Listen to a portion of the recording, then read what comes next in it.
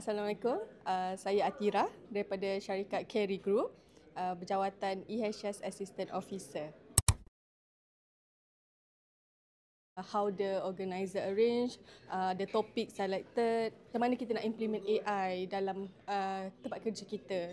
So, apa cabaran-cabaran dia dan apa yang dah di-apply dekat certain company lain sebagai rujukan kita untuk implement dekat company.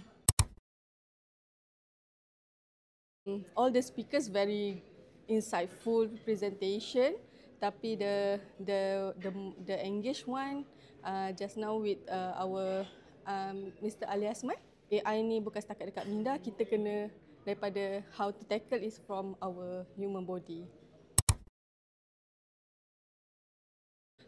Dan penambahbaikan mungkin masa presentation tu.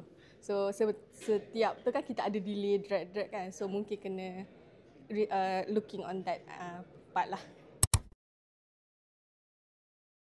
Yeah, of course. Kalau ada peluang akan datang, kami akan invite ramai lagi dan mungkin saya akan share dengan kami punya practitioner, OSH practitioner yang lain.